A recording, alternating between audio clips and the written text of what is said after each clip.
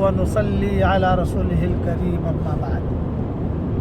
میں احرام کی حالت میں یہ سبق ریکارڈ کرا رہا ہوں۔ ابھی مکہ مکرمہ جا رہا ہوں، انشاءاللہ میں جو پڑھا رہا ہوں وہ جو پڑھ لے گا تو مکہ میں عمرے کی حالت میں انشاءاللہ طواف کرتے کرتے اور سعی میں بھی میں اس کے لیے دعا کروں گا۔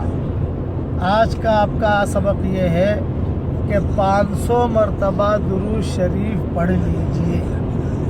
جو 500 مرتبہ درود شریف پڑھے گا میری اس یعنی آج کے ریکارڈنگ کے بعد انشاءاللہ میری تشکیل پر، اگر روزانہ اس کے 500 مرتبہ درود شریف پڑھنے کی عادت ہے تو پھر پڑھنے کی ضرورت نہیں ہے، لیکن عادت نہیں ہے تو عادت ڈالیے، آپ پڑھ لیجئے۔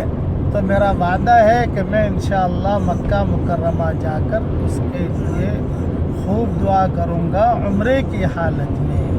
یہ بات ہو گئی۔ آج تاریخ ہے 22 مارچ، انداز میرا یہ ہے کہ 22 مارچ ہوگی یا 21 مارچ ہوگی، تاریخ کا مجھے پتہ نہیں ہے، بس یہ ہے کہ جو پڑھے گا میں اس کے لیے دعا کروں گا۔ 500 مرتبہ درود شریف پڑھ لیجئے انشاءاللہ۔ ایک بات یہ ہے۔ دوسری بات یہ ہے کہ درود شریف کا جو بھی صیغہ آپ کو یاد ہو وہ پڑھ لیجئے۔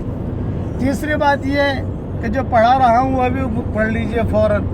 لا الہ الا انت سبحانک انی کنت من الظالمین۔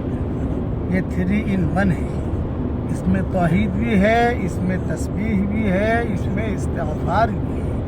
اللہ تعالی ہمارے عمرہ کرنے کو بھی قبول فرمائے، اور دعا کرتا ہوں کہ اللہ ہر مسلمان مرد و عورت کو عمرہ کرنے کی توفیق عطا فرما، حج کرنے کی توفیق عطا فرما، اور ان کو حرمین شریفین کے انوارات سے منور فرما، مالا مال فرما۔